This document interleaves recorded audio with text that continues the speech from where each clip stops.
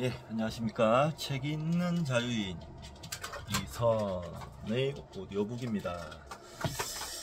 예, 자, 오늘 세 번째 시간인데요. 2025년 5월 17일.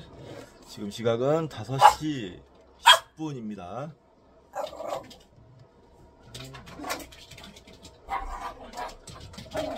야, 너 놀고 왔잖아, 아빠하고. 시끄러, 임마. 너 이거 보게, 이거. 야, 일로 와. 왜 그래? 아이고, 그만 까불어. 정경이가. 저하고 밖에 잘 재밌게 놀고 왔는데, 이놈이.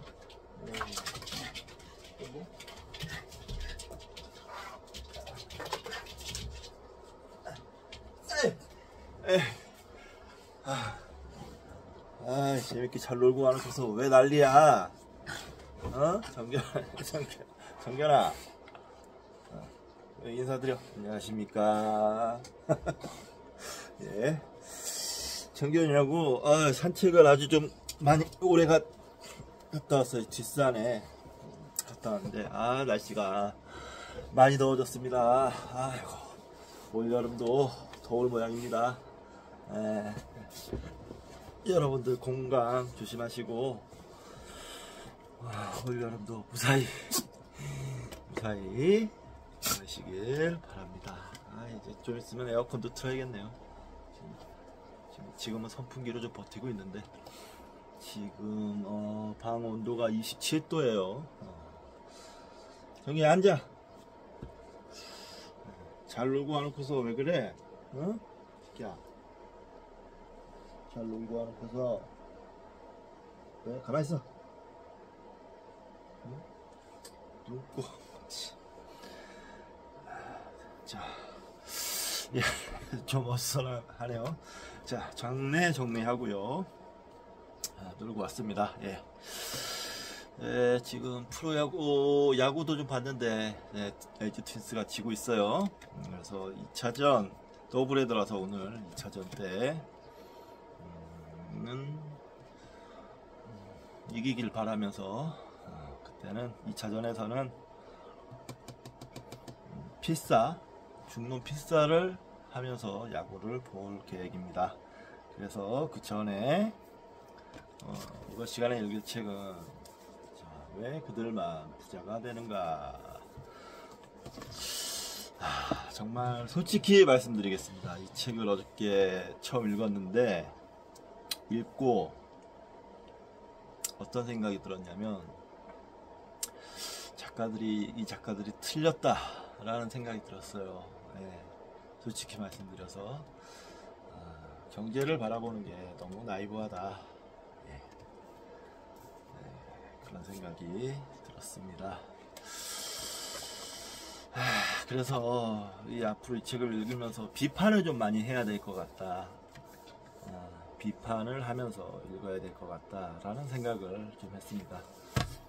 제가 비판을 제 아는 만큼만 할 텐데, 혹시 제가 하는 비판에 이의 있으신 분들은 여기 댓글창에 남겨주시기 바랍니다.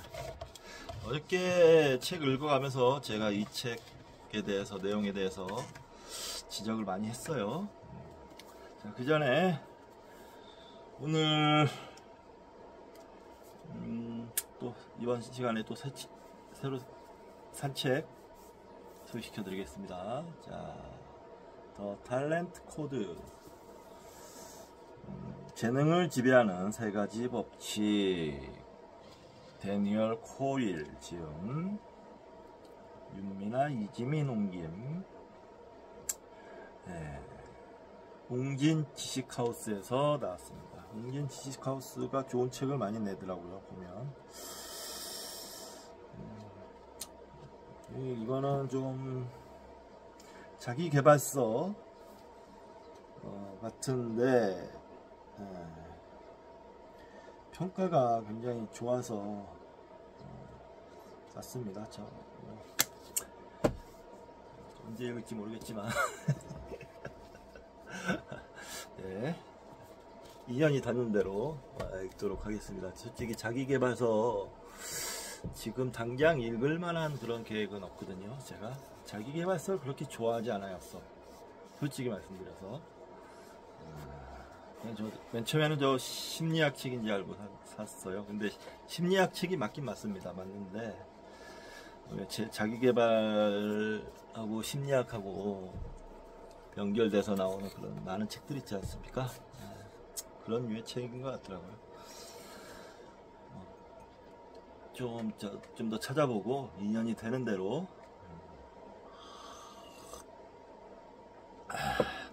읽도록 하겠습니다.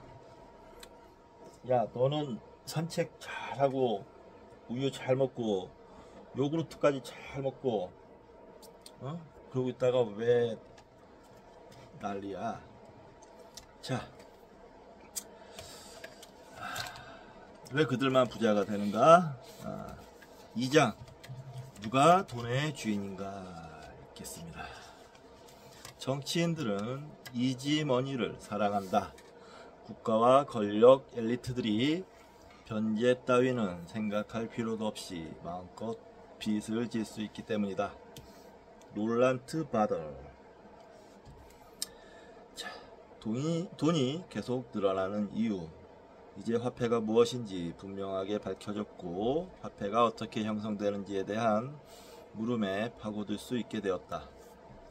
당신도 현 시대에서 화폐를 만들어도 되는 사람과 그렇지 않은 사람이 누구인지 알고 싶을 것이다. 그리고 이 모든 게 시스템 속에 어떻게 숨겨져 있는지도 궁금할 것이다. 앞서 서문에서 유로화 도입 이후 M2 통화량이 2배 정도 늘어났다고 언급했다. 여기서 유로화 도입 이후라는 말은 유로화가 존재한 이후에 비로소 통화량이 확장되기 시작했다는 추측을 나올 수 있는데 그건 잘못된 생각이다.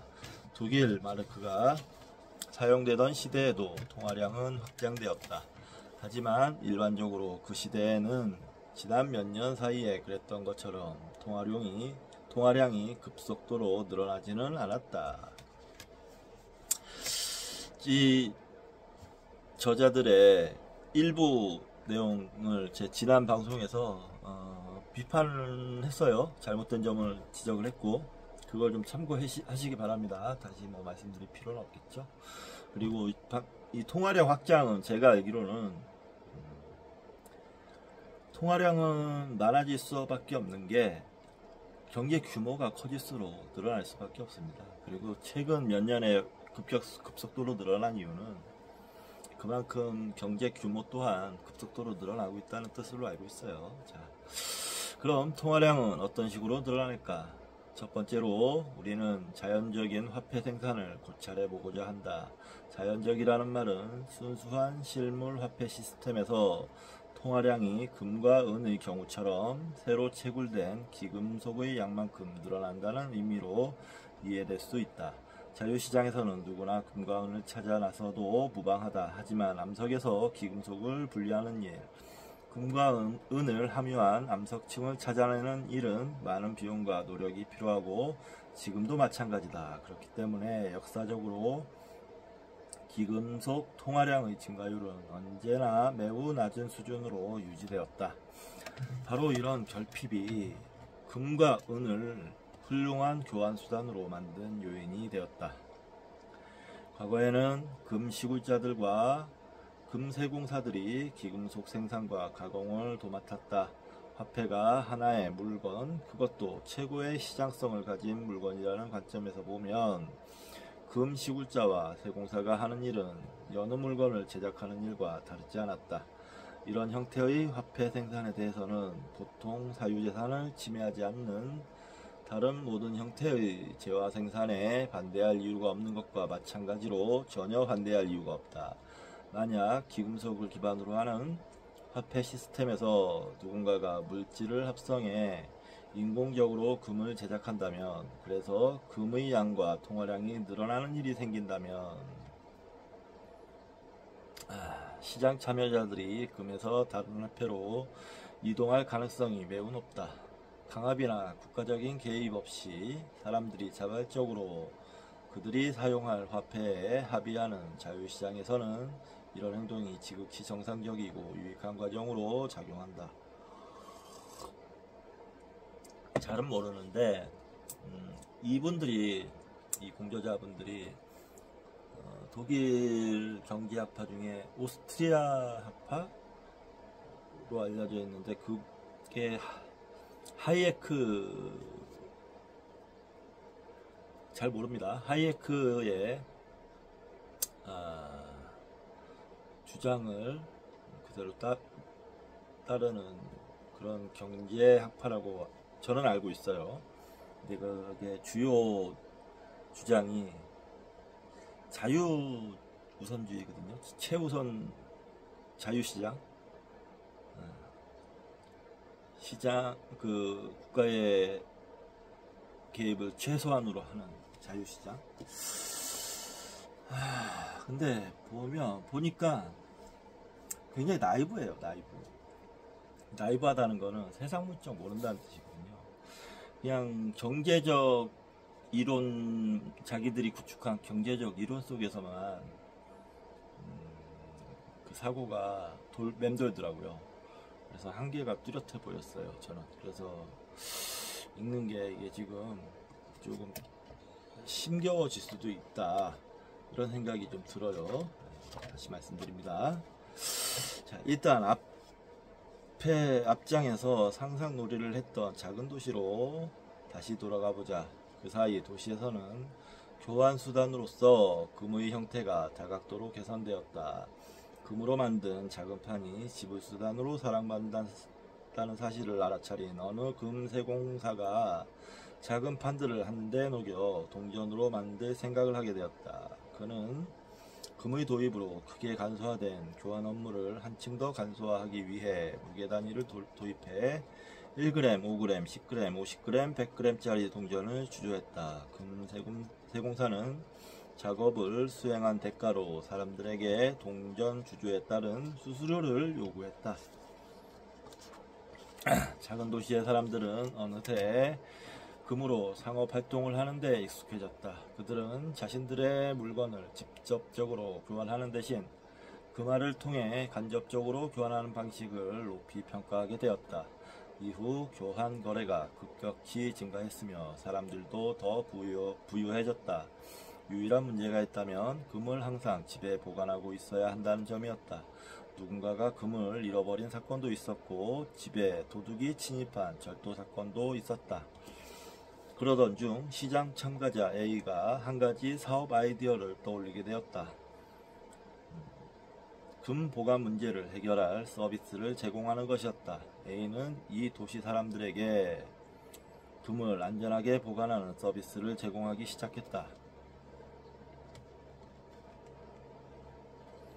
그는 자신의 사업장에 금고를 설치하고 금 보관을 위탁한 사람들에게 정확한 금의 양이 기재된 보관증을 발급해 주었다. 또 대형 공동 금고를 들이면서 금을 안전하게 보관하는 서비스를 매우 저렴한 가격에 제공했다. 사람들은 보관 수수료를 지급할 준비가 충분히 되어 있었다. 수수료만 내면 금을 집에 보관하지 않아도 되기 때문에 금을 잃어버리거나 절도 피해자가 될 위험성이 줄어들었다. 보관증은 감춰두기가 훨씬 쉬웠고 보관증만 있으면 모두가 언제든지 A를 찾아가 상응하는 양의 금을 받을 수 있었다. 편리하고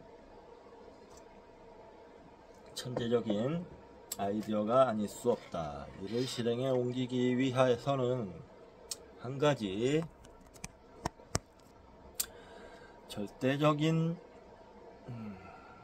전제 조건이 있다. A가 반드시 다른 시장 참여자들에게 신뢰를 받는 사람이어야 하고 평판에도 문제가 없어야 한다는 점이다.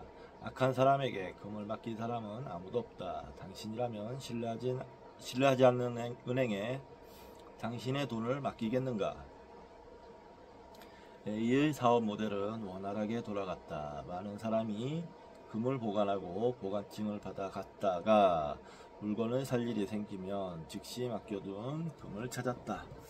상인들이 아직은 미심쩍어 해서 종이 보관증이 아닌 진짜 금을 원했기 때문이다.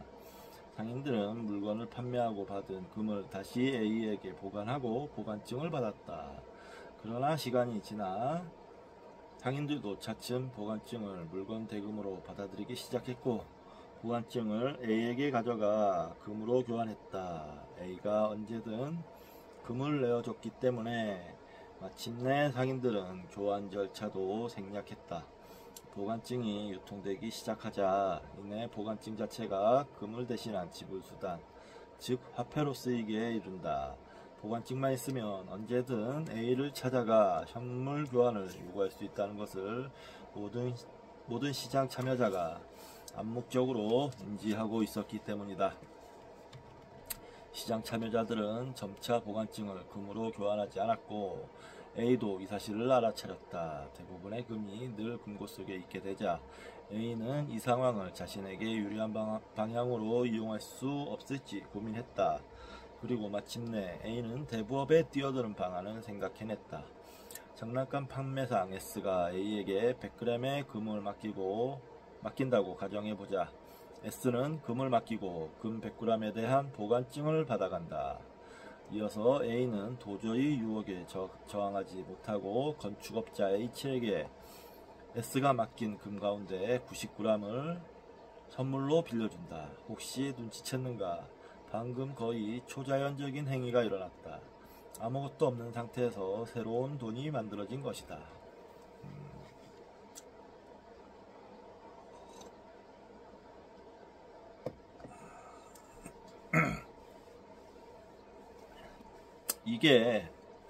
이 예가 고전 경제학에서 흔히 설명하는 은행의 예죠.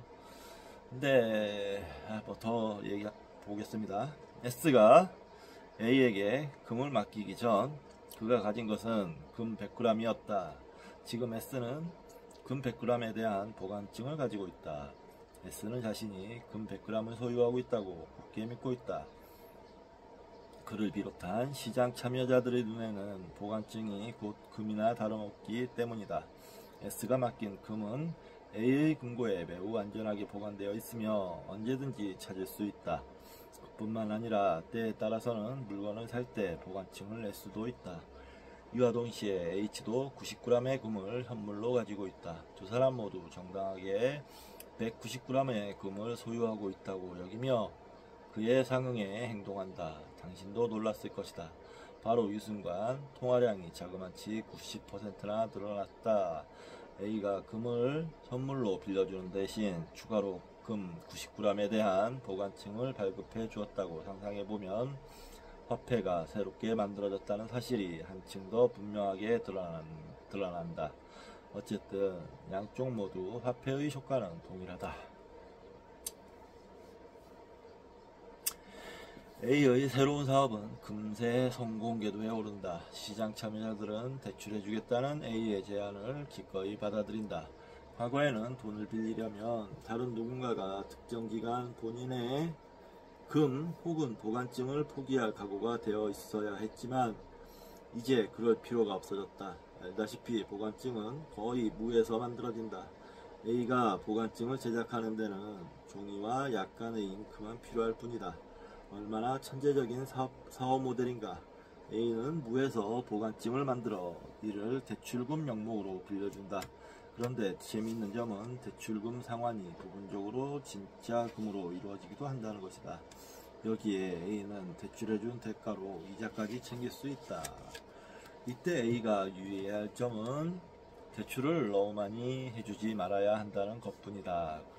그러지 않으면 시장 참여자들이 의심하게 될 수 있고 유통되는 보관증의 숫자가 점점 더 늘어나고 있다는 사실을 그들이 알아차릴 수도 있기 때문이다. 이렇게 되면 어떤 일이 일어날지 당신도 잘 알고 있을 것이다. 사람들이 A에 대한 신뢰를 잃어버리고 이어서 각자의 보관증을 진짜 금으로 교환하기 위해 모두가 A에게로 달려갈 것이다. 맞다. 이것이 바로 대규모 예금 인출 사태인 뱅크런이다. 그런데 그들 중 마지막으로 달려간 사람들은 빈손으로 돌아오게 될 것이다. 이는 자명한 사실이다. 보관증의 일부만 금 보유고의 형태로 비축되어 있기 때문이다. A가 영위하는 사업의 논리적인 결과물이 바로 이것이다. 통화량이 늘어난다. 원래 금을 맡겨둔 대가로 발급된 보관증들이 유통된다. 여기에 대출을 제공하는 순간 발급되는 보관증이 추가로 덧붙여진다. 여기에서 비롯된 최종 결과에 대해서는 나중에 다시 살펴볼 것이다. 어쨌든 한 가지 사실만큼은 확실히 확인할 수 있다. A의 대부 사업은 고객들이 그에게 위탁한 귀중품에 대한 악용을 의미한다. 그는 타인의 소유물을 이용함으로써 그들의 소유권을 침해한다. 그의 행동은 한마디로 범죄 행위와 다름없다.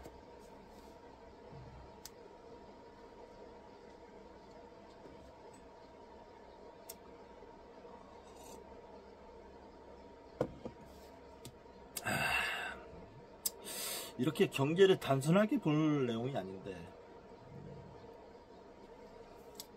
경제는 사실 이런 금융업이라는 건 사실 다 허상이잖아요. 허상인데 그 신뢰를 기반한 그 가상에 돈들이 움직이는 게 사실 경제입니다.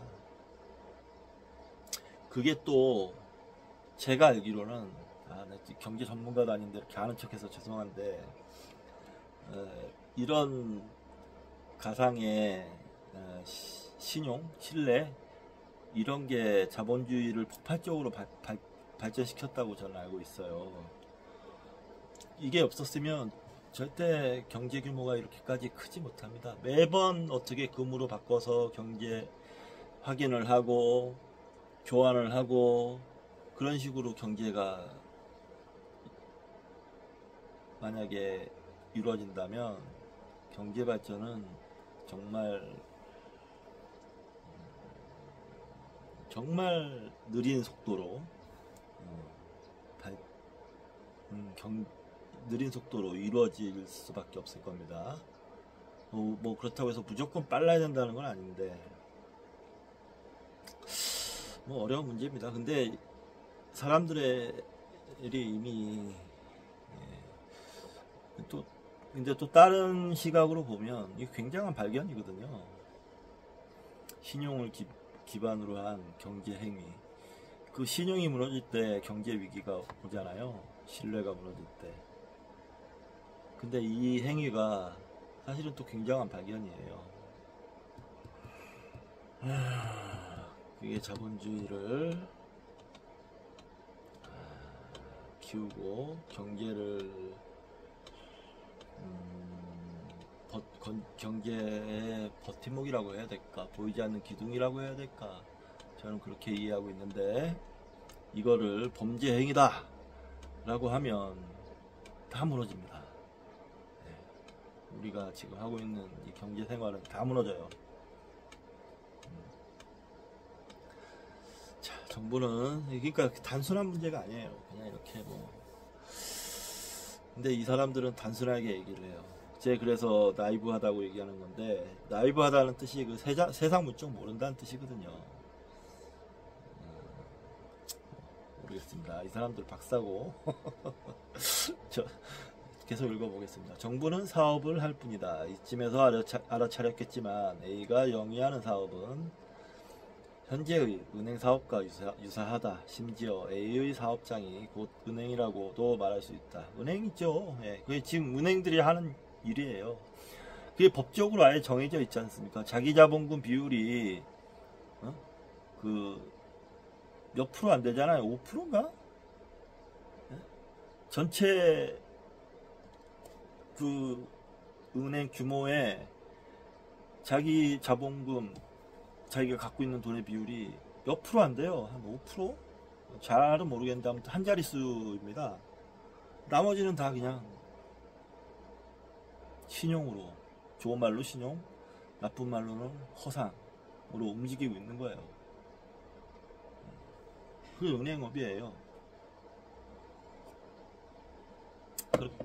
그런 걸 기반으로 또 자본주의가 지금 현대 자본주의가 이렇게 커왔고, 근데 그걸 전부 다 부정을 해버리면 경제는 해나갈 수 없죠. 사람들의 예금으로 대출을 해주는 행위, 이것이 은행의 본질적 특징이다. 그래도 여기까지는 아직 국가와 정부가 화폐와 관련해 개입하지 않았고 또 어떤 방법으로든 참여하지도 않았다. 아직은 그렇지만 이 일련의 사건들을 지켜봐온 것만큼은 분명한 사실이다. 그렇다면 국가와 정부는 왜 어떤 방법으로 화폐 생산을 점진적으로 독점하게 된 것일까? 1장에서 우리는 이미 다음과 같은 사실을 언급한 바 있다. 정치인들은 전략을 좋아하지 않는다. 하지만 현실은 오히려 그 반대다. 국민의 환심을 사고 표를 얻거나 선거 공약을 지키려는 사람이라면 반드시 많은 돈을 손에 쥐어야만 한다. 하지만 어디에서 돈을 구할 것인가? 이때 세금은 그다지 사랑받지 못하는 방법이다. 세금은 국가의 지출과 선거용 선물이 하늘에서 그냥 뚝 떨어지는 것이 아니라 비용을 발생시킨다는 것을 보여준다. 이런 상황에서 화폐 문제를 해결하기 위한 방안으로 화폐 생산에 직접 관여하는 것보다 더 좋은 방법이 어디에 있겠는가? 어떤 방법으로? 라는 의문을 해결하는데도 그리 오랜 시간이 걸리지 않는다.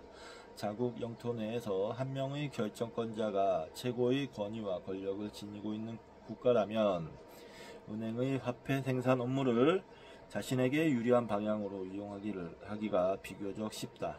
A가 보관증을 과도하게 발행함으로써 시장 분위기를 과열시켰다고 상상해보자. 호황기에 이어 침체기가 찾아온다. 다수의 채무자가 더 이상 대출금 이자를 지급하지 못한다. 사람들은 A의 파산을 의심하면서 자신들이 보유한 보관증을 금으로 교환하기 시작하고 금을 보관해 둔 A의 금고가 점점 빠른 속도로 비어간다. A는 결국 금 지급을 중단할 수밖에 없는 상황에 놓인다. 격분한 고객들이 그를 법정으로 끌고 가지만 멀리 떨어진 수도에 거주하는 국왕은 소송에 참석해 A의 범죄 행위가 그렇게까지 악랄한 건 아니라는 결정을 내린다. 국왕은 고객들에게 조금만 참아주라고 하면서 그렇게 하면 A가 차차 돈을 상환할 것이라고 말한다. 고객들은 화가 났지만 A는 계속 사업을 운영한다. 경제가 서서히 회복되면서 급기야 A에게 추가로 금이 유입된다. 그러던 중 국왕이 낮은 이자로 대출을 받을 수 없겠느냐고 A에게 문의해온다. A는 새롭게 무담보 보관증을 발급해 대출을 해주는 일을 다시 감행해야 할지 어떨지 고민한다. 국왕이 대출을 문의한 이유는 국가를 방어하기 위한 전쟁에 많은 돈이 들기 때문이다. 이런 상황에서 A는 국왕의 문의를 거절하지 못한다. 그는 보관증을 위조해 국왕에게 대출해준다. 이를 통해 게임이 새롭게 시작된다. 국가와 은행 시스템 간의 부정한 결탁 관계가 구축된다. 국왕은 은행 고객들의 권리를 지켜주기는커녕 A가 무에서 돈을 만들어내도록 허용해준다. 그 대가로 새롭게 만들어진 돈의 대부분이 국왕, 즉 국가로 귀속된다. 위의 상황을 이해하기 위한 역사적인 사건 두 가지가 있다. 1609년에 설립된 암스테르담 은행은 명성이 자자했다. 약 170년 동안 은행에는 고객들이 맡긴 모든 예금이 늘 100% 현물, 그것도 모두 금으로 비축되어 있었다. 이론적으로 보면 암스테르담 은행의 모든 고객이 동시에 나타나서 예금 상환을 청구해도 아무런 문제가 없었다. 뱅크런 사태는 일어나지 않을 것이라는 뜻이다. 적어도 1780년대까지 은행은 투자자들에게서 최고의 신뢰를 받았다. 하지만 제4차 영국 네덜란드 전쟁 비용을 충당하느라 돈이 필요했던 암스테르담에서 은행의 준비금, 즉 고객 예금의 일부를 대출해달라고 요구하고 나서면서 상황이 바뀌었다.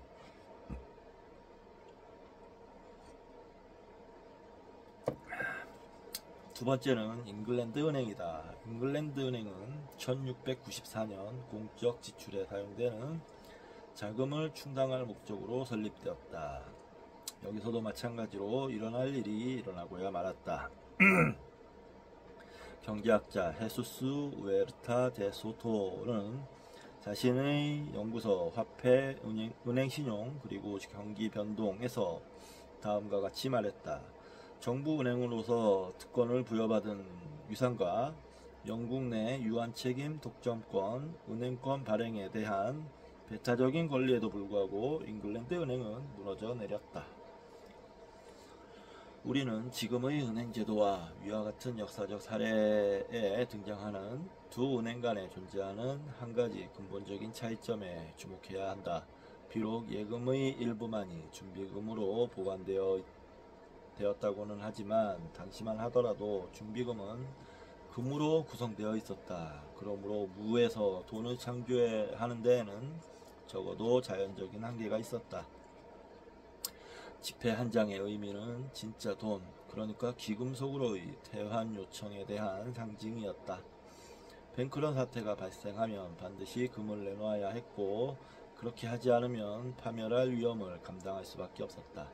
금은 마음대로 찍어낼 수 없는 물건이다. 따라서 금 유출의 위험성은 무에서 돈을 생산하는 행위를 저지하는 중요한 제동장치였다.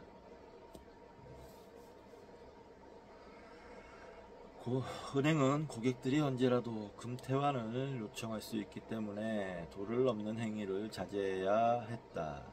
현대에는 더 이상 귀금속 지급에 대한 요청이 존재하지 않는다. 연방은행 총재 앤스 바이트만의 연설을 떠올려보자. 지금의 화폐는 더는 실물 자산의 뒷받침을 받지 못한다. 지폐는 그저 인쇄된 종이장에 불과하다. 여러분 중에 전문가들은 유로화가 사실상 면직에 지나지 않는 것을 잘 알고 있다. 잠시 농담을 하자면 재미삼아 5유로짜리 지폐를 유럽 중앙은행으로 보내보자. 상냥한 어투의 편지를 함께 동봉해 지폐를 상환해 달라고 부탁하도록 하라. 만에 하나 답장을 받게 된다면 마찬가지로 상냥한 어투로 작성된 편지가 당신 앞으로 배달될 것이다. 상환금 명목으로 또 다른 5유로짜리 지폐가 동봉된 채로 말이다. 어쨌든 역사는 제 갈 길을 걸어간다. 이제 당신은 국가가 화폐를 다뤄온 역사가 끝없는 기만과 사기의 역사라고 했던 하이에크의 말이 무슨 뜻인지 이해할 수 있을 것이다. 그러니까 이게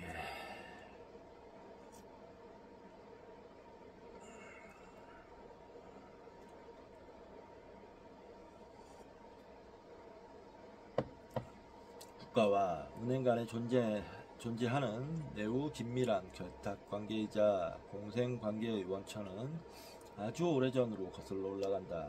그 사이 많은 세월이 흐른 탓에 몇 세대에 걸쳐 살아온 사람들은 현행 화폐 시스템을 제외한 다른 화폐 시스템은 알지 못할 뿐더러 이런 이유로 현행 화폐 시스템의 정당성에 대해서도 아무런 의혹을 품지 못할 지경에 이르렀다.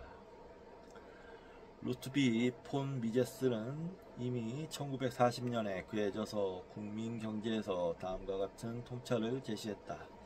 정부의 은행 정책이 지닌 기본적인 특징은 통화 발행을 제한하는 데 있는 것이 아니라 그것을 장려하는 데 있다. 가로 열고 여기서 통화란 대출을 통해 유통되는 앞서 예시에 등장한 보관증을 의미한다. 가로 닫고 사람들은 은행에 특권을 부여했다. 은행의 대출 확대 권한을 규제하는 제한 규정들을 철폐해 대출 비용을 낮추거나 국고에 직접적인 이익을 도모하기 위해서다. 정부는 최종 결정권자로서 법률을 반포하며 우리의 이야기 속 작은 도시에서 A가 행했던 사업들, 우리가 사기로 인식했던 사업들을 정당화한다. 은행은 그 대가로 무에서 새롭게 만들어진 돈, 즉 신용대출의 형태로 새롭게 만들어진 돈을 가지고 국가 지출과 국가 부채를 충당하는 데 기여할 용의가 있음을 밝힌다. 할 말이 있는데 넘어가겠습니다. 내용하겠습니다. 궁극적으로 지폐의 도입은 정부가 화폐 제도에 대한 지배권을 점진적으로 획득할 수 있도록 만들어진 핵심 요소였다. 과거에는 금화와 은화를 주조하는 일이 개인 세공사가 수행한 과제였다며 지폐가 도입된 이후에는 국가가 이 영역에 대한 독점권을 차지했다. 그렇게 개인 화폐 공급업자들이 시장에서 내몰리게 되었고 그 과정에서 법적 분쟁도 생겼다. 더 많은 돈을 만들어내기 위해 화폐와 금의 결합관계가 느슨해지기 시작했고 사람들은 선물금을 사용하는 습관을 버리게 되었다. 목적에 부합하는 법 제정과 여러가지 매력적인 유인책을 통해 지폐 유통이 장려되면서 지폐를 금으로 바꾸기가 점점 어려워졌다. 사람들은 서서히 지폐에 익숙해졌다. 제2차 세계대전이 끝날 즈음인 1944년에 이르러 브레튼 우주체제가 등장하면서 외국 발권은행에 적용되는 1US 달러의 가치가 금 35분의 1온스로 책정되었다. 그러나 일반인은 금 지급에 대한 요구를 제기할 수 없었다. 사람들은 이 시스템을 가리켜 근본이제로 명명하기도 했다. 하지만 이 체제는 1971년에 폐기되고 말았다. 브레튼 우주 체제가 유지될 수 없었던 이유는 바로 정치인들이 계속해서 그들이 가용할 수 있는 범위보다 훨씬 더 많은 돈을 지출했기 때문이다. 브레튼 우주 체제에서 유지되었던 미약하고도 간접적인 금과의 결합관계조차도 무절제하게 돈을 써대는 정치인들에게는 매우 큰 제약으로 작용했다. 그들 입장에서 그런 제약은 반드시 없어져야만 했다. 1971년 이후로 이제 우리는 전 세계적으로 순수한 지폐 시스템 속에서 살고 있다. 이론적으로 이 시스템에서는 통화량이 무한대로 늘어날 수 있다. 뱅크런 사태가 발생했을 때 금 보유고가 제한적이라고 하더라도 전혀 문제되지 않는다. 우리 모두 이 게임에 참여할 수만 있다면 얼마나 멋지겠는가. 하지만 국가와 은행들이 스포일러 역할을 하면서 흥을 깨버리니 국민은 언제나 바깥에 머무를 수밖에 없다.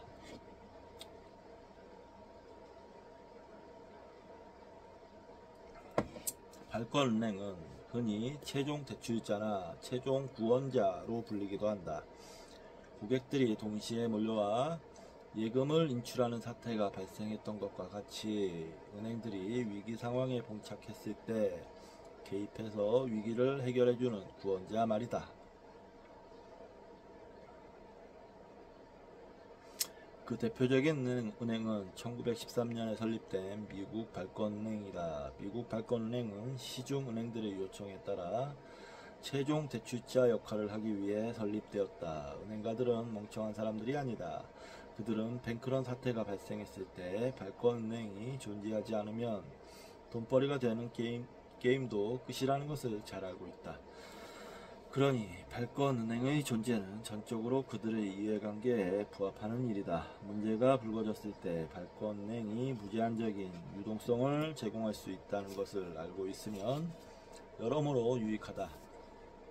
이런 안전장치가 마련된 상태에서 시중은행들은 한층 더 공격적으로 새로운 돈을 만들어낼 수 있다. 이거는 이해할 수 있죠.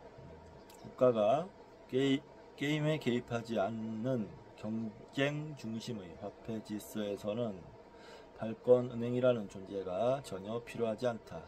이제 당신은 전 세계의 정부들이 무에서 유로 새로운 돈을 만들어내는 이 사업 모델을 어떤 방법으로 왜 점유하고 모방했는지 분명하게 알 수 있을 것이다.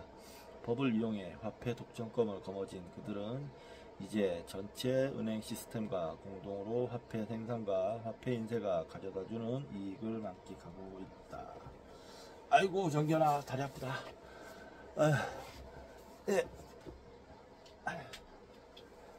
잠시 쉬었다가 하도록 하겠습니다.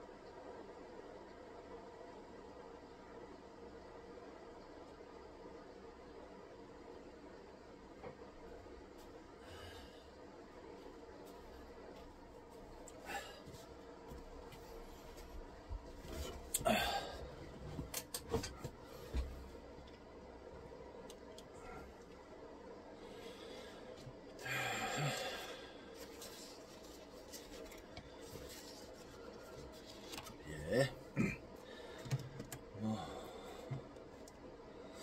돈을 찍어내는 은행의 특권, 당신은 독점을 어떻게 생각하는가?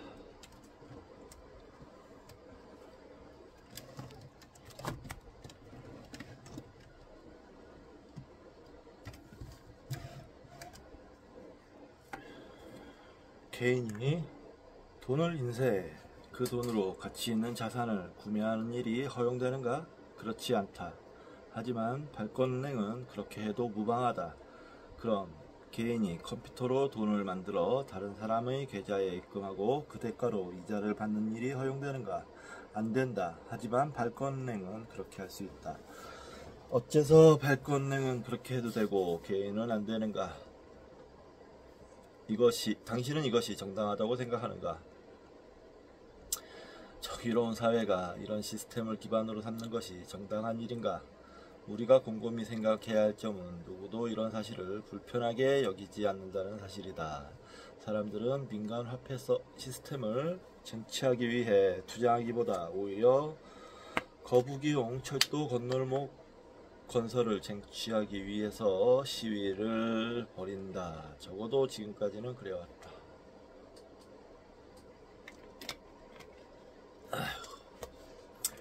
이렇게 나이브한 생각을 갖고 있는 사람들이 어떻게 경제학 박사를 땄는지, 또 그 사람들의 책이 우리나라 말로 이렇게 번역이 돼서 나오는지 의아합니다. 이 회차에, 이 책의 전 회차에 제가 다 설명을 했습니다. 이것에 대한 또 설명하고 싶지 않아서 괜히 말만 길어지고, 일단 이것만 물어보겠습니다. 어째서 발권은행은 그렇게 해도 되고 개인은 안 되는가? 아니야, 설명 안 하겠습니다. 이 전편을 보십시오. 네, 전편에 설명 다 해놨습니다. 이 사람들 좀 정신병자들 같아요. 이제부터 우리는 은행 시스템이 돈을 만들어내는 방법을 구체적으로 살펴보려고 한다. 기회가 되면 친구나 지인들에게 끝없이 늘어나는 통화량이 어디에서 비롯되는지 아느냐고 한번 물어보자. 거의 100% 발권은행이 돈을 찍는다. 돈은 유럽중앙은행에서 인쇄된다 라고 대답할 것이다. 발권은행이 돈을 찍는 것은 엄연한 사실이니 이 대답은 부분적으로 옳다. 하지만 오늘날에는 1923년 바이마르 공화국의 하이퍼 인플레이션 시대에 그랬던 것처럼 지폐 형태로 돈을 찍어내는 경우는 거의 없다. 당시 사진을 보면 사람들이 돈다발을 수레에 싣고 거리를 돌아다니는 모습을 찾아볼 수 있다. 현대 발권은행들은 화폐를 직접 인쇄하기보다 오히려 전자식으로 비트와 바이트 형태로 화폐를 만드는데 비용 측면에서 이 방식이 훨씬 더 저렴하다. 이런 형태의 돈을 만드는 데는 우리의 작은 도시에 사는 A가 사용했던 종이와 잉크조차도 필요하지 않다. 발권은행은 대출 사업을 지원하거나 가로 열고 언론의 공식 보도자료에서 공표되는 것처럼 가로 닫고 유동성을 개선하기 위해 전자화폐를 은행 시스템으로 흘려보낸다. 발권은행은 크게 두 가지 이유로 화폐를 생산한다. 첫째, 은행 시스템을 구제하기 위해서다. 알다시피 은행 시스템은 간접적으로 정치자금을 조달하는 데 도움이 된다. 둘째, 국가가 필요로 하는 자금을 직접적으로 조달하기 위해서다. 발권은행은 국가 부채인 채권을 직접 매입함으로써 국가에 자금을 조달한다. 이때 발권은행은 곧장 국고로 자금을 송금해주고 이에 대한 반대급부로 국채가 발권은행으로 흘러 들어간다. 이때 필요한 돈은 새로운 지폐 발행을 통해 만들어진다. 좀 더 정확하게 말하자면 컴퓨터에서 곧바로 생성된다. 전문용어로 이를 화폐주조라고 한다. 고상한 말처럼 들리지만 그 과정이 조금이라도 개선되는 것은 아니다. 먼저 정부가 발권은행에 화폐 인쇄를 부탁한다. 이어서 돈을 송금받는 정부는 온갖 물건을 사들인다. 국회의원들이 사용할 태블릿 PC, 국회의 차량, 은행 업무를 수행하기 위한 호화로운 리무진 등을 구입하는 것이다.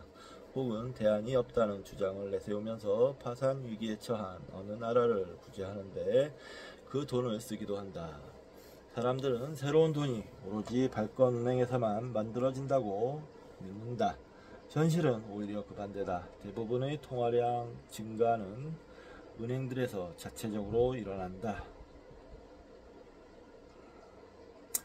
당신이 거래하는 은행에서도 그런 일이 벌어진다. 믿기지 않는다면 주변 지인의 세상으로 테스트를 해보라. 10중 8구 다음과 같은 대화가 오갈 가능성이 높다. 너의 주거래 은행은 내 계좌들이 들어있는 돈을 가지고 도대체 무엇을 할까?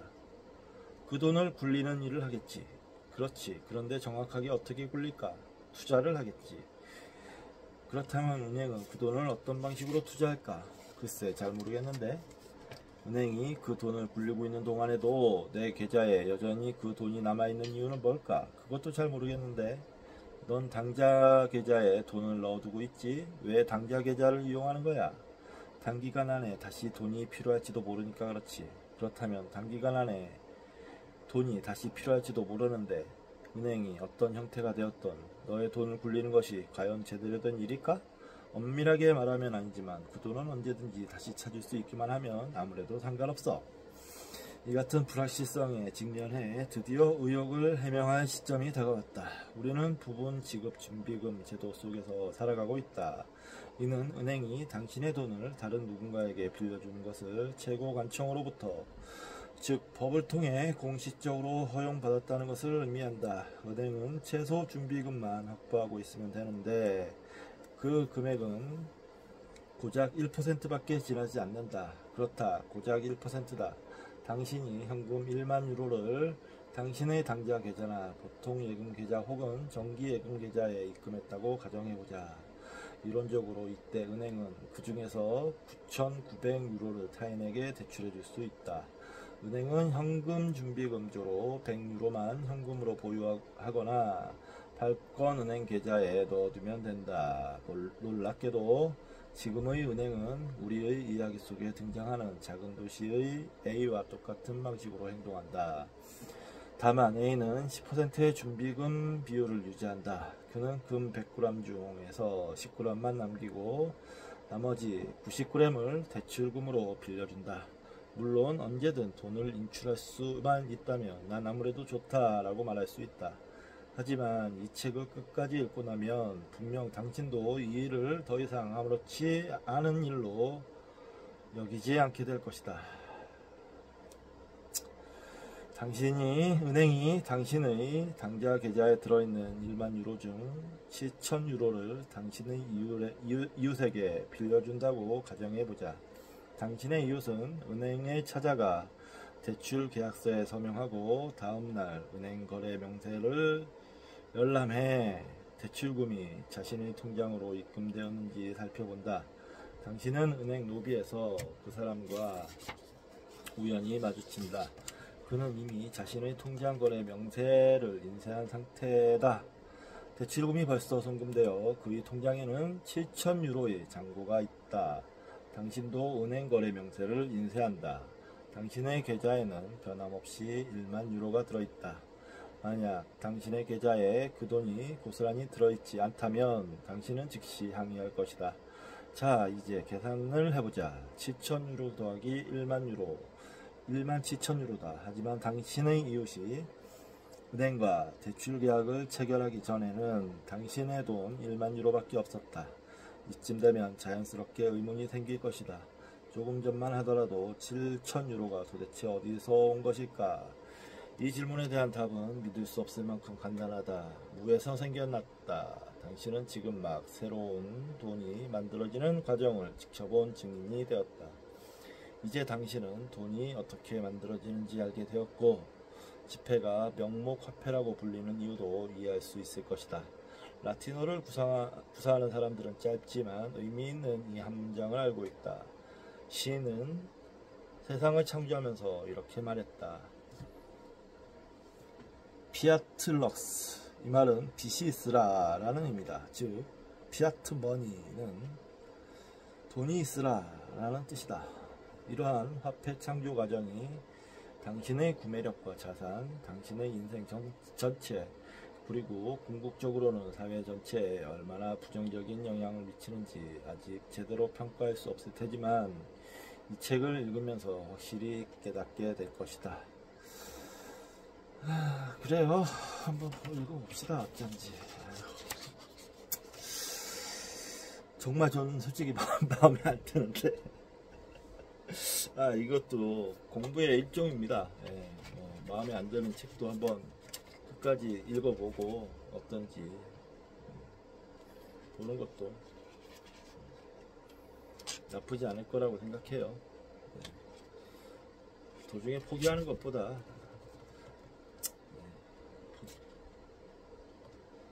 보겠습니다. 별다른 얘기가 없어요. 사실은 억지 부리고 있어요. 억지. 화폐 시스템이라는 창조 경제. 게임은 여기서 끝나지 않았다. 다시 한번 당신 이웃의 새 계좌 잔고를 떠올려보자.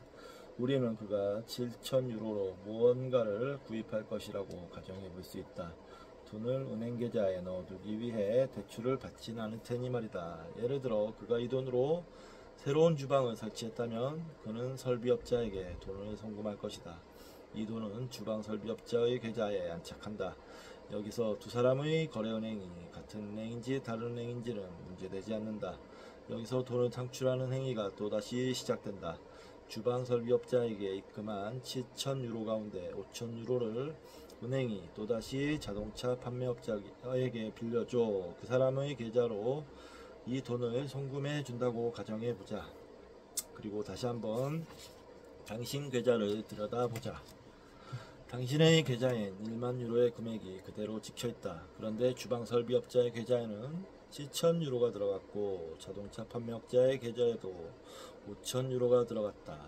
자동차가 팔려 판매업자가 은행에 5,000유로를 입금하면 게임은 다음 라운드로 넘어간다. 자동차 판매업자의 거래은행이 새 TV를 사고 싶어하는 어느 고객에게 3,000유로의 소비자 신용을 제공해 준다고 가정해보자.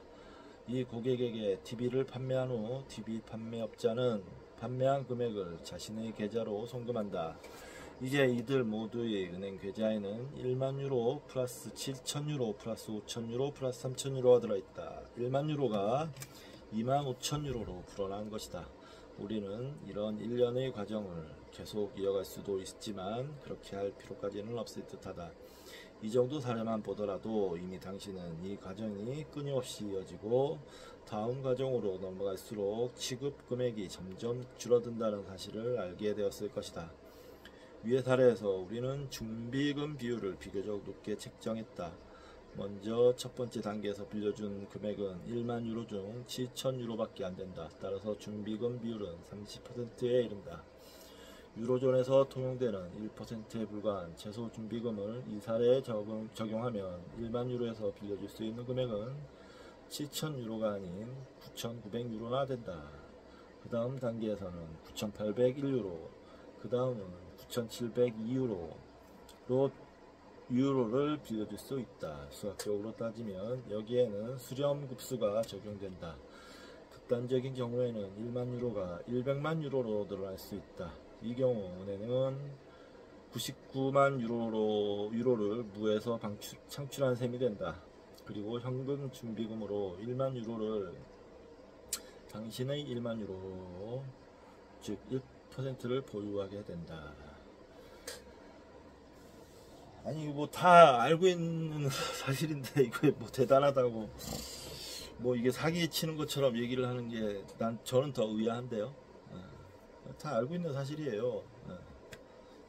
이 같은 화폐 시스템을 설명할 때마다 사람들은 누군가가 은행에서 받은 대출금으로 물건을 구입하거나 투자하면 그것을 통해 새로운 자산이 창출되는 것 아니냐고 묻는다. 쉽게 말해 경제 성장이 이루어진다는 것이다. 물론 그럴 수도 있지만 무에서 만들어진 화폐로는 지속적인 복지를 창출할 수 없다. 이는 상상조차 하기 어려운 일이다. 부에서 돈을 만들어 그 돈으로 복지를 창출한다 라는 모델을 논리적인 관점에서 생각해보라. 수십억 유로에 달하는 돈을 새로 만들어 모든 사람에게 나눠준다고 가정해보자. 머지않아 누구도 더 이상 일할 필요가 없어질 것이다. 하지만 당신은 절대로 그런 상황이 없다는 것을 알고 있다. 국가가 독점하고 있는 강제적인 화폐 시스템은 인류 역사상 최대 사기극이라고 할 수 있다. 더 정확히 표현하자면 국민에 대한 최대의 사기극이다. 애들이 떼쓰는 것 같아요. 네, 그냥 앞서 언급했지만 당신의 계좌 잔고가 유로화를 도입한 이후 2배로 늘어나지 않는다면 당신 역시 사기를 당하고 있다고 생각하면 된다. 그들은 당신의 재산을 탈취하고 횡령하는 방법으로 당신을 기만하고 있다. 이런 일은 매우 은밀하게 진행되고 있을 뿐만 아니라 전적으로 제도화되어 있고 너무 복잡하기 때문에 누구도 이런 사실을 제대로 눈치채지 못한다. 자동차 회사 포드의 설립자 헨리 포드는 이런 현실을 다음과 같이 지적한 바 있다. 우리의 금융 시스템과 화폐 시스템이 어떻게 돌아가는지 사람들이 알게 된다면 다음 날이 미처 시작되기도 전에 우리는 혁명을 경험하게 될 것이다.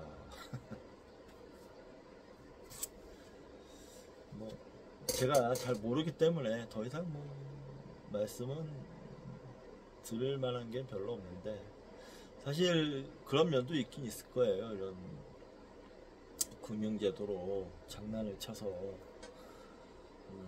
배를 불리는 자들이 있는데, 그래서 필요한 것이 정의로운 정부, 국민을 대표하는 정의로운 정부, 정의로운 정부를 만들기 위해서 필요한 게 민주주의입니다. 민주주의. 투명성을 담보로 하는, 그렇게 이어지는 거죠. 이렇게 무작정 이게 잘못됐다고 얘기하기 전에 제가 이 전편에서 말씀드렸던 거를 보면 이해가 될 겁니다. 이런 식의 독서도 있는 거예요. 저는 그냥 그렇게 생각합니다. 우리가 꼭 알아야 할 돈의 본질. 오늘날 우리가 쓰는 돈은 무에서 생성된다. 새로운 돈의 대부분은 발권행위 아닌 은행 시스템에서 만들어진다. 또한 우리의 돈은 탈물질화되어 있다. 국가는 화폐 생산의 독점권을 보유하고 있으며 국가의 자금을 조달해주는 은행들은 특권을 부여받았다.